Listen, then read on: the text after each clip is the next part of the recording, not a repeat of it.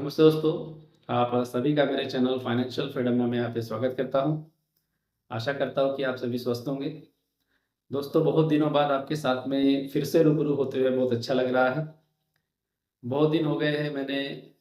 Project से regarding video भी YouTube पे नहीं डाले हैं। तो मेरे ही टीम से बहुत सारे जो इन्वेस्टर थे उनके मुझे मैसेजेस आए थे। कुछ लोगों ने कॉल करके ये भी पूछा कि सर, आपके वीडियो फ़िलहाल में आ नहीं रहे हैं, हमें अपडेट रेगुलर मिल नहीं रही है, तो आप कृपया प्रोजेक्ट से रिगार्डिंग इन्फॉर्मेशन हमें देते रहिएगा, जिसके माध्यम से हम अपडेट रहे। तो उसी चीज़ को ध्यान में रखते हुए बहुत दिनों बाद ये मेरा पहला वीडियो मैं उन्हीं लोगों के लिए यहाँ पे रख रहा हूँ। जो इन्फॉर्मेशन मेरे पास में प्रोजेक्ट से रिगार्डिंग आई है, वही मैं आपके साथ में यहाँ पे साझा कर रहा हूँ। जैसे आप सभी को पता है कि 6 अप्रैल को एक वेबिनार हुआ था, जहाँ पे हमारे सोलर ग्रुप के जो एडवर्टाइजिंग के हेड है पावेल फिलिपो, उन्होंने उस वेबिनार में भाग लिया था और वहाँ पे कुछ विषयों के ऊपर में चर्चा की गई थी। तो वो चर्चा किस तरीके से हुई थी या हमें वहाँ से क्या इन्फॉर्मेशन मिली थी रिगार्डिंग विद दिस प्रोजेक्ट, तो वही मैं आपके साथ यहाँ पे साझा करने वाला हूँ। दोस्तों, 2 चीज़ों के ऊपर में उन्होंने फोकस रखा था, या मुझे लगता है जितने भी हमारे इन्वेस्टर हैं, उन्होंने जो प्रश्न उनको सेंड किए थे कि एक्सचेंज रिगार्डिंग यानी इंटरनल एक्सचेंज कब आएगा, या हम सभी इन्वेस्टरों को पहला डिविडेंड कब मिलेगा। तो इसी से रिगार्डिंग चर्चा उस वेबिनार में हुई थी और जो कुछ भी आंसर्स वहाँ पे पावेल ने दिए थे, तो वही मैं आपके सामने यहाँ पे साझा कर रहा हूँ। सबसे महत्वपूर्ण बात दोस्तों यहाँ पे यह थी कि हम सभी इन्वेस्टरों को ये पता है कि सोयल मास का जो कंस्ट्रक्शन का वर्क है वो कंप्लीट हो चुका है, और अगर हमें प्रोडक्शन शुरू करना है तो हमें कंस्ट्रक्शन कंप्लीशन का सर्टिफिकेट रशियन गवर्नमेंट से मिलना बहुत ज़रूरी है, जो पॉवेल ने वहाँ पे बताया था। और ये सर्टिफिकेट हमें अभी तक 2005 जनवरी के मंथ तक मिल जाना चाहिए था, लेकिन हम सभी को यहाँ पे दिख रहा है कि जनवरी भी यहाँ पे ख़त्म हो चुका है, फरवरी भी ख़त्म हो चुका है, मार्च भी ख़त्म हो चुका है और अभी अप्रैल लग चुका है।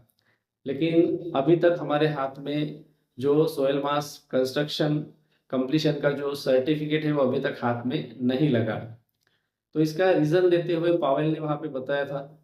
कि जनवरी के मंथ में जो कुछ भी नए कानून वहाँ पे लागू किए गए थे, या कुछ नई चीज़ें वहाँ पे रिबिल्ड हुई थी, जिसके माध्यम से हमें और कुछ काम वहाँ पे करना बाकी था। तो कानून के तहत हमें वो छोटी-छोटी चीज़ें वहाँ पे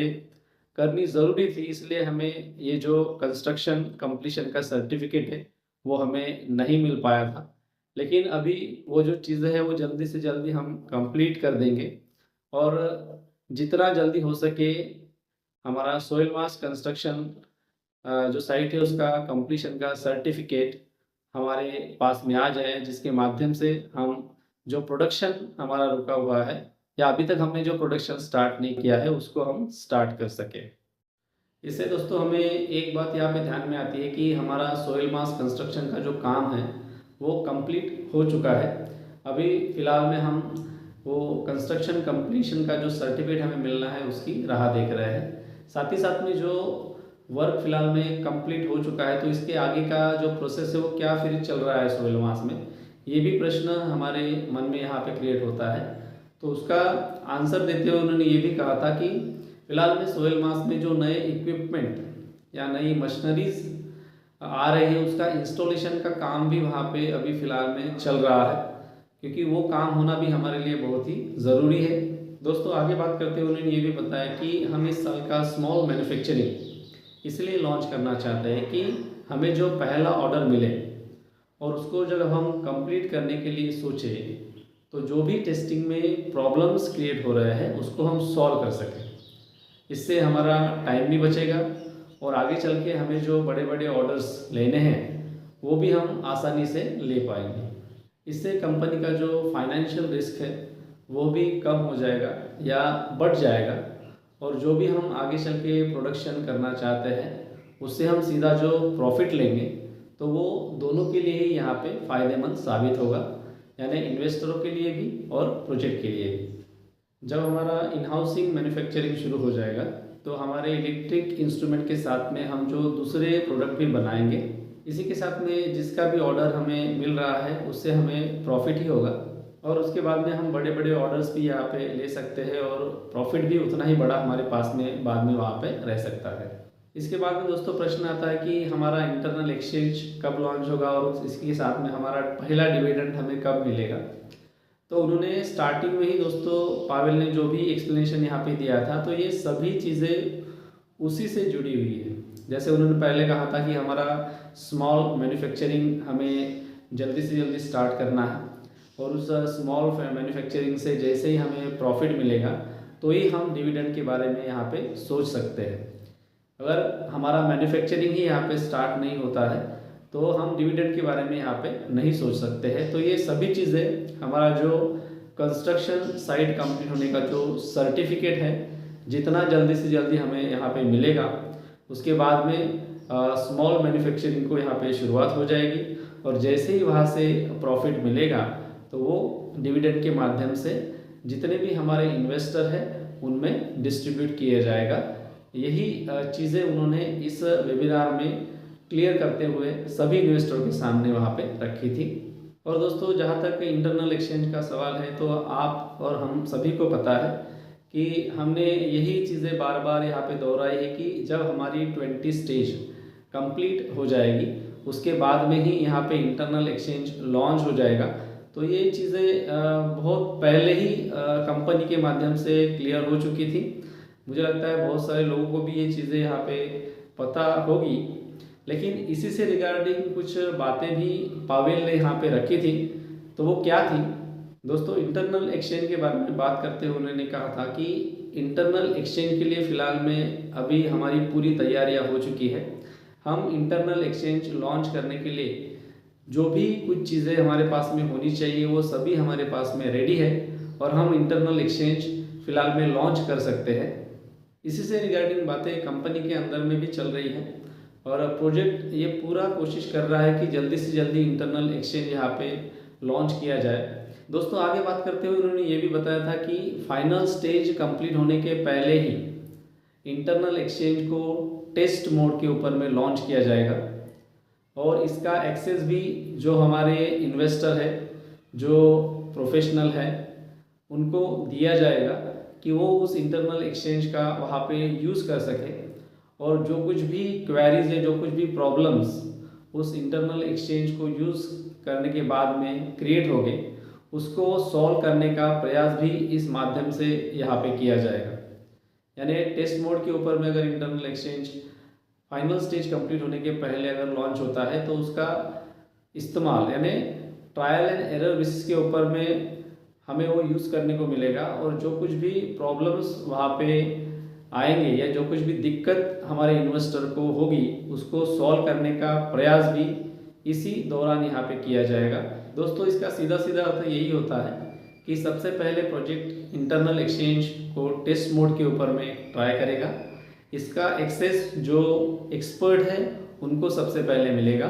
और वो यूज़ करने के बाद में जो भी टेक्निकल इश्यूज आएंगे उसको वहीं पे सॉल्व किया जाएगा, जिसके माध्यम से जितने भी प्रोजेक्ट के इन्वेस्टर हैं उनको कोई दिक्कत ना जाए और आगे चल के वो बहुत ही आसानी से इंटरनल एक्सचेंज का इस्तेमाल कर सके। हम भी यही चाहते हैं कि जल्दी से जल्दी इंटरनल एक्सचेंज को लॉन्च किया जाए और जितने भी हमारे जो इन्वेस्टर हैं जो इस चीज़ का इंतज़ार कर रहे हैं उनको जल्दी से जल्दी डिविडेंड भी मिले, यही हमारी आशा है। ऐसा ही आशावाद उन्होंने उस चर्चा सत्र के दौरान व्यक्त किया। दोस्तों जब पहला डिविडेंड सभी इन्वेस्टरों को मिलेगा तो ये सबसे बड़ी बात होगी,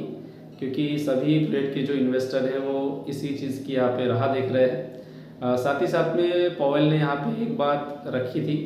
कि जब तक सोहेल मास की तरफ से हम इन्वेस्टरों को प्रॉफिट नहीं देते हैं या डिविडेंड नहीं देते हैं तब तक वो दूसरे प्रोजेक्ट में भी निवेश नहीं करेंगे। दोस्तों ये सीधी सीधी बात क्लियर ही है, क्योंकि बहुत सारे जो निवेशक हैं या इन्वेस्टर है उन्होंने सोलर ग्रुप के माध्यम से सोहेल मास में निवेश किया था और वो भी यह पहले चाहते हैं कि हमें पहले जो इन्वेस्ट किया हुआ अमाउंट है उसका प्रॉफिट हमें सोहेल मास से ही मिले। और मैंने भी अपनी टीम में यही बातें बताई थी कि कोई भी व्यक्ति फिलहाल में दूसरे प्रोजेक्ट में निवेश ना करे, क्योंकि पहले प्रोजेक्ट का जब तक हमें प्रॉफिट नहीं मिलता है या वहाँ से हमें डिविडेंड नहीं मिलता है तब तक हम दूसरी प्रोजेक्ट की ओर नहीं बढ़ेंगे।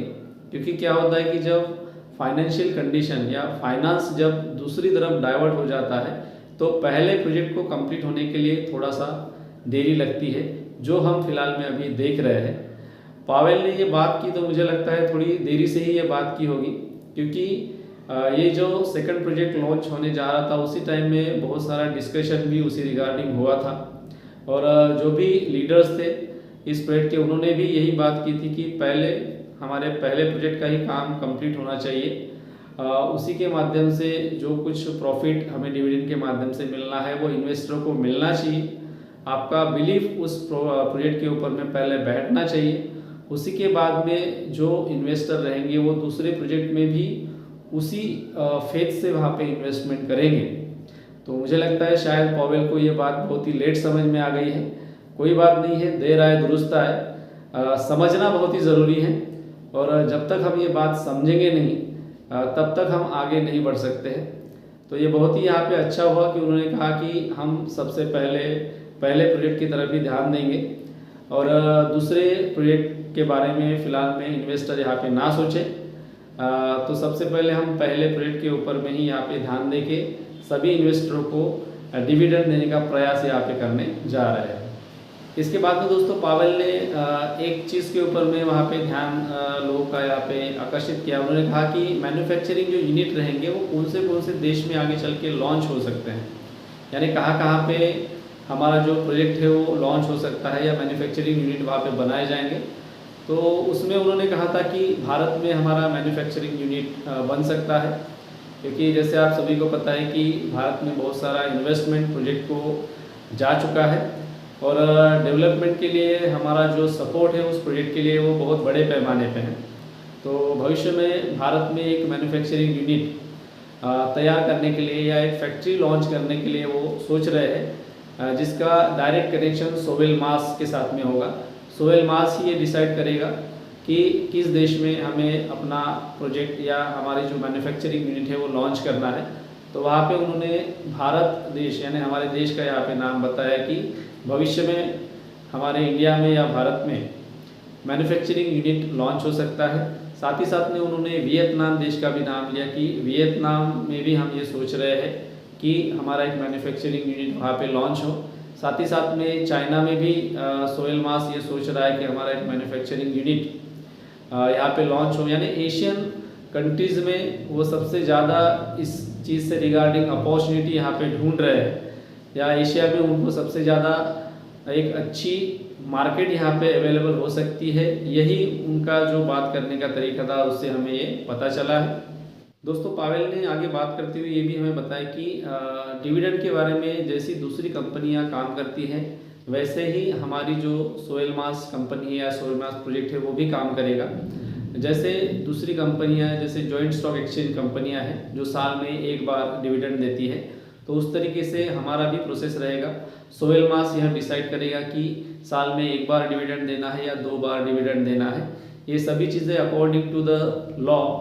वो प्रोजेक्ट यहाँ पे डिसाइड करता है। इसमें कोई भी सीक्रेट की बात नहीं है या कोई भी छुपाने की बात नहीं है। दोस्तों कंपनी को जो प्रॉफिट मिलता है उसका एक हिस्सा फिर से प्रोजेक्ट में री इन्वेस्टमेंट किया जाता है,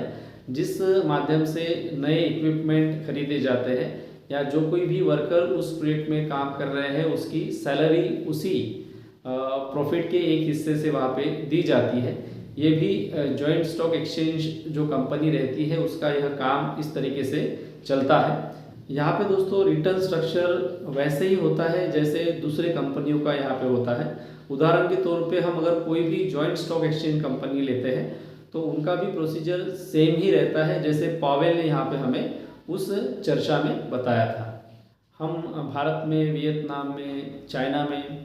फैक्ट्रियाँ लगाना चाहते हैं। दोस्तों आगे बात करते हुए उन्होंने ये भी बताया कि आप सोहेल मास में इन्वेस्टमेंट कर रहे हैं, इसका मतलब सिर्फ आप सोहेल मास में ही इन्वेस्टमेंट नहीं कर रहे हैं या आप किसी रशियन बिजनेस में ही सिर्फ इन्वेस्टमेंट नहीं कर रहे हैं, तो आप दूसरे देशों के बिजनेस में भी यहाँ पे इन्वेस्टमेंट कर रहे हैं। उसका उदाहरण देते हुए उन्होंने कहा था कि जैसे ही सोयल मास अपने दूसरे देशों में यूनिट स्टार्ट करेगा तो वहाँ पे जो मिलने वाला प्रॉफिट रहेगा वो जितने भी इन्वेस्टर रहेंगे सोयल मास के उनको भी उसका प्रॉफिट मिलेगा। यानी हम एक प्रोजेक्ट के माध्यम से कई सारे